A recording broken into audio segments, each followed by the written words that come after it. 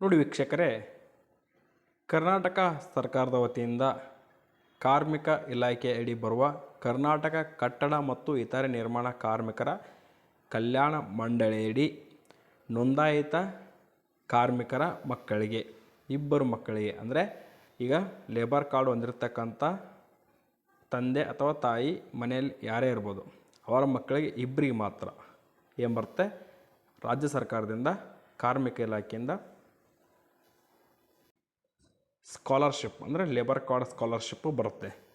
ಅದು ವಿದ್ಯಾರ್ಥಿಗಳೇ ಈ ಮುಂಚೆ ಅಮೌಂಟು ಜಾಸ್ತಿ ಇತ್ತು, ಅಂದರೆ ಡಿಗ್ರಿ ಅವ್ರಿಗೆ 25,000 ಇತ್ತು, PUC ಅವರಿಗೆ 15,000 ರೂಪಾಯಿ ಇತ್ತು.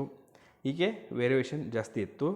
ತದನಂತರ ಇತ್ತೀಚೆಗೆ ಅದನ್ನು ಅಮೌಂಟು ಸ್ವಲ್ಪ ಕಡಿಮೆ ಮಾಡಿದ್ದಾರೆ. ಅದು ಯಾಕಂತ ಭಾಳಷ್ಟು ಲೇಬರ್ ಕಾರ್ಡ್ಗಳು ಇದ್ದುದರಿಂದ ಇದ್ದ ಲೇಬರ್ ಅಷ್ಟು ಎಲ್ಲ ಲೇಬರ್ ಕಾರ್ಡ್ ಅಂದರೆ ಈಗ ಎಷ್ಟು ಲೇಬರ್ ಕಾರ್ಡ್ ಇವೆ ಅದರಲ್ಲಿ ಅರ್ಜಿ ಸಲ್ಲಿಸಿರ್ತಕ್ಕಂಥ ಎಲ್ಲ ವಿದ್ಯಾರ್ಥಿಗಳಿಗೆ ಇರುವ ಫಂಡ್ನಲ್ಲಿಯೇ ಸ್ಕಾಲರ್ಶಿಪ್ ನೀಡಬೇಕಾದ್ದರಿಂದ ಅಮೌಂಟ್ನ ಕಡಿಮೆ ಮಾಡಿದ್ದಾರೆ. ಆ ಅಮೌಂಟ್ ಕಡಿಮೆ ಆಗಿದ್ದು ಕುರಿತು ನಿಮ್ಗೆ ಆಲ್ರೆಡಿ ಗೊತ್ತಿದೆ.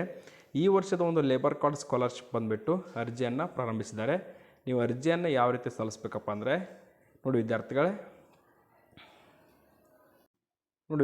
ರಾಜ್ಯ ವಿದ್ಯಾರ್ಥಿ ವೇತನ ತಂತ್ರಾಂಶ ಅಂದರೆ SSP ಸ್ಟೇಟ್ ಸ್ಕಾಲರ್ಶಿಪ್ ಪೋರ್ಟಲ್ ಮೂಲಕ ನೀವು ಲೇಬರ್ ಕಾರ್ಡ್ ಸ್ಕಾಲರ್ಶಿಪ್ಗೆ ಅರ್ಜಿಯನ್ನು ಸಲ್ಲಿಸ್ಬೋದು. ನೀವೇನು ಮಾಡಬೇಕಪ್ಪ ಅಂದರೆ ಯಾವುದೇ ಒಂದು ಡಿಪಾರ್ಟ್ಮೆಂಟ್ನ ಸ್ಕಾಲರ್ಶಿಪ್ಗೆ ಆನ್ಲೈನ್ ಮೂಲಕ ಇಲ್ಲಿ ಅರ್ಜಿ ಸಲ್ಲಿಸಿದ್ರೆ ಸಾಕು. ಉದಾಹರಣೆಗೆ ನೀವು ಬ್ಯಾಕ್ವರ್ಡ್ ಕ್ಲಾಸಸ್ ಡಿಪಾರ್ಟ್ಮೆಂಟ್ ಸ್ಕಾಲರ್ಶಿಪ್ ಇರ್ಬೋದು, ಯಾವುದೇ ಸ್ಕಾಲರ್ಶಿಪ್ಗೆ ಅರ್ಜಿ ಹಾಕಿದ್ರು ಆಟೋಮೆಟಿಕ್ಲಿ ಅದು ಲೇಬರ್ ಕಾರ್ಡ್ ಡಿಪಾರ್ಟ್ಮೆಂಟಿಗೂ ಕೂಡ ಸಬ್ಮಿಟ್ ಆಗುತ್ತೆ. ಈ ಒಂದು ಲೇಬರ್ ಕಾರ್ಡ್ ಸ್ಕಾಲರ್ಶಿಪ್ಗೆ ಅರ್ಜಿ ಸಲ್ಲಿಸಲು ಕೊನೆಯ ದಿನಾಂಕ ಬಂದುಬಿಟ್ಟು ನವಂಬರ್ 20. ಆ ಕುರಿತು ನಿಮಗೆ ಲೈವ್ ಪ್ರೂಫ್ ಇದೆ, ತಿಳಿಸ್ಕೊಡ್ತೀನಿ ವಿದ್ಯಾರ್ಥಿಗಳೇ. ಅದಕ್ಕಾಗಿ ನಿಮಗೆ ತಿಳಿಸೋದೇನಪ್ಪ ಅಂದರೆ ಆದಷ್ಟು ಬೇಗನೆ ಈ ಒಂದು SSP ಸ್ಕಾಲರ್ಶಿಪ್ಗೆ ಅರ್ಜಿಯನ್ನು ಸಲ್ಲಿಸಿ. ನೀವು ಕೂಡ ನವಂಬರ್ 20 ಅರ್ಜಿಯನ್ನು ಸಲ್ಲಿಸಿ ಈ ಒಂದು ಲೇಬರ್ ಕಾರ್ಡ್ ಸ್ಕಾಲರ್ಶಿಪ್ಪನ್ನು ಪಡೆದುಕೊಳ್ಳಿ ಅಂತ ಹೇಳ್ತಾ, ನೋಡಿ ವಿದ್ಯಾರ್ಥಿಗಳೇ,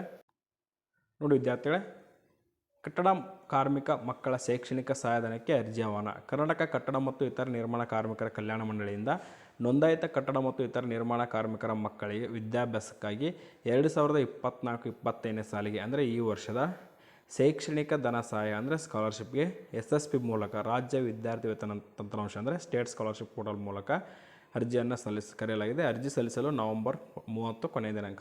ನವಂಬರ್ 25, ನವಂಬರ್ 30 ಲಾಸ್ಟ್ ಡೇಟು. ಈಗಾಗಲೇ ಸರ್ಕಾರದ ವಿವಿಧ ಇಲಾಖೆಗಳಿಗೆ SSP ಮೂಲಕ ಅರ್ಜಿ ಸಲ್ಲಿಸಿರ್ತಕ್ಕಂಥ ವಿದ್ಯಾರ್ಥಿಗಳು ಪುನಃ ಅರ್ಜಿ ಸಲ್ಲಿಸುವ ಅವಶ್ಯಕತೆ ಇಲ್ಲ. ಅಂದರೆ ಈಗ ಆಲ್ರೆಡಿ ನೀವು SSP ಸ್ಕಾಲರ್ಶಿಪ್ ಅರ್ಜಿ ಹಾಕಿದರೆ ನಿಮ್ಮದು ಆಟೋಮೆಟಿಕ್ಕಾಗಿ ಲೇಬರ್ ಡಿಪಾರ್ಟ್ಮೆಂಟಿಗೆ ಪುಷ್ ಆಗುತ್ತೆ. ನೋಡಿ ಇದು ಯಾವ ರೀತಿಯ ಸ್ಕಾಲರ್ಶಿಪ್ ಡಿಸ್ಟ್ರಿಬ್ಯೂಷನ್ ಆಗುತ್ತೆ ಅಂದರೆ ಮೀಸಲಿಟ್ಟಿರುವ ಅಯವ್ಯಯ ಅಂದರೆ ಬಜೆಟ್ಟು ಎಷ್ಟು ಬಜೆಟ್ ಇದೆ ಮತ್ತು ಫಲಾನುಭವಿಗಳು ಎಷ್ಟು ಅಂದರೆ ಎಲಿಜಿಬಲ್ ಇರತಕ್ಕಂಥ ಫಲಾನುಭವಿಗಳು ಎಷ್ಟು ಅದನ್ನು ನೋಡಿಕೊಂಡು ನಿಮಗೆ ಸ್ಕಾಲರ್ಶಿಪ್ಪನ್ನು ಡಿಸ್ಟ್ರಿಬ್ಯೂಷನ್ ಮಾಡ್ತಾರೆ.